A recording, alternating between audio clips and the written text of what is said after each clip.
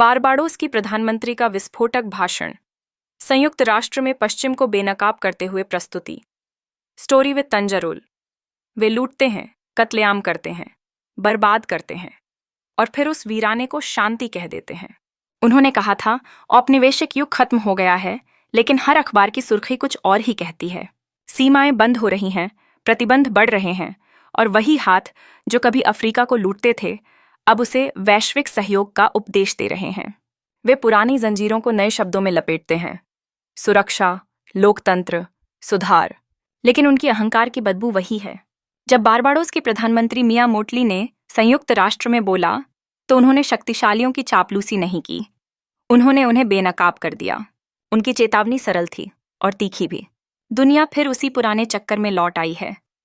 वही चोर जो कभी हमें अपने गुलाम कहते थे अब नियंत्रण खोने से डर रहे हैं। मिया मोटली के शब्द संगमरमर पर हथौड़े की तरह गूंजे। उन्होंने कहा, आज की दुनिया 100 साल पहले वाली दुनिया जैसी लगने लगी है। और सच कहें तो यह सिर्फ समानता नहीं है, यह पुनर्जन्म है। साम्राज्य कभी मरा नहीं, उसने बस अपनी वर्दी बदल ली है। आज की दुनिया 100 बरस पहले वाली दुनिया की तरह डरावनी लग रही है। सीमाएं अब माल और इंसानों दोनों के लिए बंद हो रही हैं। आज औपनिवेशिक घमंड झंडा लेकर नहीं आता, वह आता है सूट पहनकर, पासपोर्ट थामे हुए और व्यापार नियंत्रित करते हुए। जो काम पहले वे तोपों और जहाज़ों से करते थे, अब वही काम वे एल्गोरिदम, प्रतिबंधों और सीमा नीतियों से करते हैं। जब मोटली ने कहा कि दुनिया अपने दरवाजे माल और लोगों दोनों के लिए बंद कर रही है, तो वह एक कड़वी सच्चाई उजागर कर रही थी। वैश्वीकरण कभी सच में वैश्विक था ही नहीं। वह हमेशा एक निजी क्लब था और अफ्रीका व कैरेबियन को उसमें कभी आमंत्रित नहीं किया गया। विडंबना देखिए, पश्चिम मुक्त व्यापार का उपदेश देता है, लेकिन जैसे ही कोई और स्वतंत्रता से व्यापार करने लगता है, वे घबरा जाते हैं। वे खुले बाजारों की मांग करते हैं, पर अफ्रीकी उत्पादों के लिए अपने बंदरगाह हजार अदृश्य दीवारों, कोटों, शुल्कों और गुणवत्ता मानकों से बंद कर देते हैं। वे कभी लाखों अफ्रीकियों को मजदूरी के लिए समुद्र पार भेजते थे और आज वही तब चौंक जाते हैं जब कोई अफ्रीकी छात्र या मजदूर बनकर सीमा पार करता है। उन्होंने लूटे हुए इंसानों और माल से साम्राज्य बनाए और अब कहते हैं, आव्रजन से अराजकता फैलती है। नहीं, यह अराजकता नहीं है, यह इतिहास है जो अब अपना हिसाब मांग रहा है। मिया मोटली, जो पूरी शालीनता और गरिमा से बोल रही थीं, याद दिला रही थीं कि अलगाव शांति नहीं लाता, वह नफरत को जन्म देता है। जब देश डर के मारे अपनी सीमाएं बंद कर लेते हैं, तो वे अपने लोगों को अज्ञानता में कैद कर देते हैं। जब वे दीवारें बनाते हैं ताकि दूसरों को बाहर रख सकें, तो अंत में खुद को ही उनमें बंद कर लेते हैं। अफ्रीका इस चक्र को बहुत अच्छे से जानता है। हर सभ्य नाकाबंदी का अंत उन्हीं सभ्य लोगों के डर में जलने से होता है। जितना वे दुनिया को बंद करते हैं, उतना ही सच उन दरारों से रिसने लगता है। उन्हें प्रवासियों से डर नहीं है, उन्हें आईने से डर है, क्योंकि हर काले हाथ जो उनकी सीमा पर पहुंचता है, वह उनके अपने अतीत का प्रतिबिंब है, वह अतीत जिसे वे देखने से इनकार करते हैं। मोटली का यह भाषण सिर्फ यूरोप या अमेरिका के वीजा कड़े करने तक सीमित नहीं था, यह आत्मा की सीमा के बंद होने की बात भी थी, मानवता और पाखंड के बीच की दीवार की। वे ही देश जो मानव अधिकार का ढोल पीटते हैं, उन्हीं की आंखों के सामने शरणार्थी समुद्र में डूब रहे हैं। वे ही सरकारें जो नस्लवाद का विरोध करती हैं, उसी को अपने चुनावों में हथियार बनाती हैं। वे लोकतंत्र बचाने के नाम पर यूक्रेन में अरबों भेजते हैं, पर सूडान में भूख मिटाने के लिए उसका 10वां हिस्सा भी नहीं देते। यह नैतिकता नहीं है, यह बाजार का लालच है जो सद्गुण का नकाब पहनकर घूम रहा है। और यही मोटली का संदेश सबसे गहरा था, अगर तुम दुनिया को इंसानों से बंद कर दो तो समझ से भी बंद कर दोगे। जो डर आज अफ्रीकियों को रोक रहा है, कल वही डर पूरी धरती को बांध देगा। सीमाएं शक्तिशालियों की रक्षा नहीं करती, वे उनकी कमजोरी उजागर करती हैं। क्योंकि अगर वैश्विक व्यवस्था सच में न्यायपूर्ण होती, तो अफ्रीका का युवा दुनिया भर में फैलता, भीख मांगने नहीं, निर्माण करने के लिए। और यही वो सपना है जिससे पश्चिम सबसे ज्यादा डरता है। एक ऐसा अफ्रीका जो स्वतंत्र रूप से सोचता, चलता और व्यापार करता है।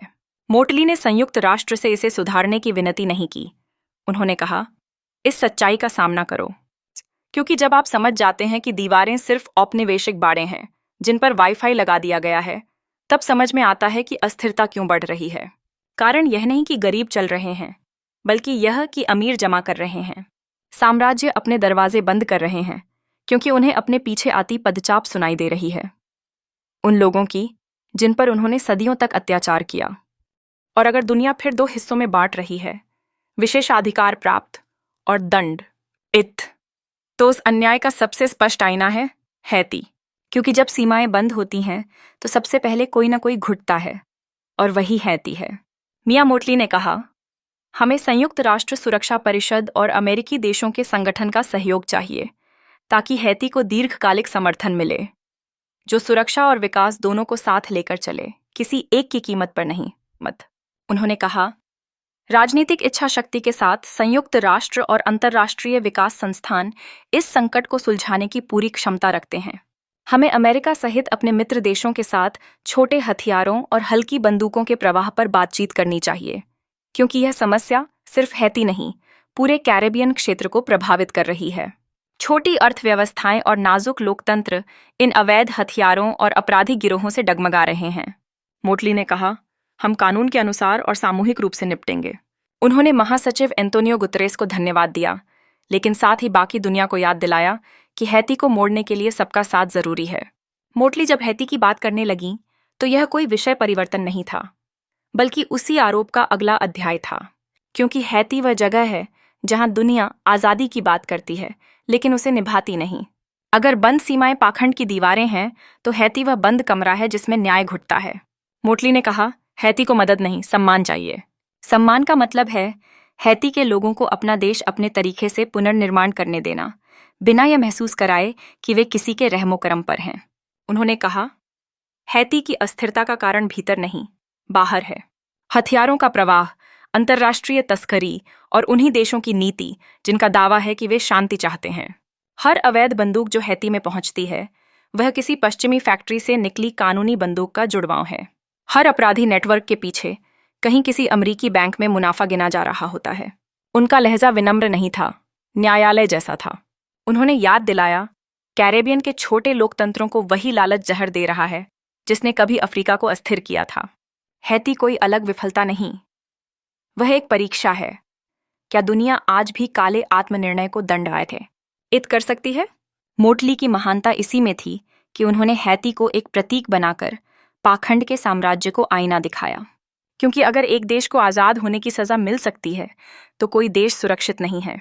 यह बीमारी फैलती है हर उस द्वीप तक, हर उस राष्ट्र तक जो स्वतंत्र खड़ा होने की हिम्मत करता है। और यहीं से उन्होंने अगला रुख लिया, उस देश की ओर जो सबसे लंबा संघर्ष झेलकर भी झुका नहीं, क्यूबा। अगर हैती विश्वासघात का आईना है तो क्यूबा यह साबित करता है कि प्रतिरोध जीवित रह सकता है। मोटली ने संयुक्त राष्ट्र के मंच से कहा, क्यूबा लंबे समय से दुनिया के लिए सहारा रहा है, चाहे युद्ध का समय हो, स्वास्थ्य संकट हो या औपनिवेशिक प्रतिरोध का दौर। क्यूबा ने हमेशा दूसरों का साथ दिया है, खासकर अफ्रीका में। उन्होंने कहा, जब भी किसी देश को कठिन समय में मदद चाहिए होती है, क्यूबा बिना हिचक के आगे बढ़ता है। और आज वही क्यूबा अनुचित प्रतिबंधों से जकड़ा हुआ है। यह मानवता का अपमान है कि जिसने हमेशा दूसरों की सहायता की, उसे ही सजा दी जा रही है। मियां मोटली ने पश्चिमी देशों पर तीखा प्रहार करते हुए कहा, क्यूबा ने जो कुछ भी किया वह एकजुटता और साहस की भावना से किया, लेकिन बदले में उसे अलगाव और प्रतिबंध मिले। अब वक्त है कि यह अन्याय खत्म हो। क्यूबा पर लगे आर्थिक प्रतिबंध न केवल क्यूबा को बल्कि पूरे कैरेबियन को नुकसान पहुंचा रहे हैं। उन्होंने कहा, हम सब एक ही समुद्र के बेटे हैं और अगर एक द्वीप डूबता है तो बाकी सब भी सुरक्षित नहीं रहेंगे। इसलिए यह जरूरी है कि क्यूबा को आज़ाद सांस लेने दी जाए। इसके बाद मोटली ने ध्यान जलवायु संकट की ओर मोड़ा। दुनिया का सबसे बड़ा अन्याय यही है कि जो देश सबसे कम प्रदूषण करते हैं उन्हीं को जलवायु परिवर्तन का सबसे ज्यादा खामियाजा भुगतना पड़ता है। उन्होंने कहा, छोटे द्वीप अपनी पूरी ताकत से जीवित रहने की कोशिश कर रहे हैं, लेकिन महासागर का बढ़ता स्तर, तूफान और सूखे हमारी सभ्यता को निगल रहे हैं। हम सिर्फ भाषण नहीं चाहते, हमें कार्रवाई चाहिए। उनकी आवाज में गुस्सा नहीं था, लेकिन हर शब्द एक सच्चाई की तरह चुभ रहा था।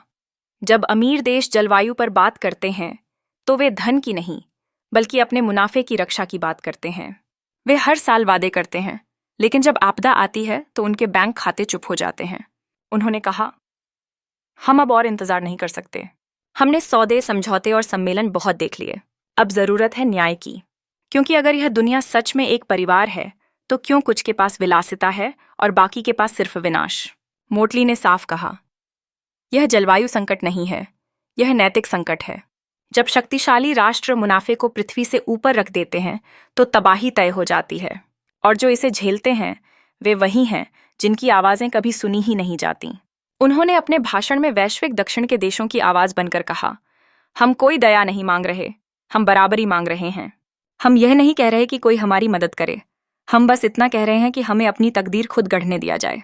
मोटली ने पश्चिमी शक्तियों को याद दिलाया, इतिहास में जो भी साम्राज्य घमंड में डूबे वे गिर गए, और आज अगर अमीर देश सोचते हैं कि वे अकेले टिके रहेंगे तो वे वही भूल दोहरा रहे हैं। उन्होंने कहा, जब तक दुनिया को दो है सैनिक आए,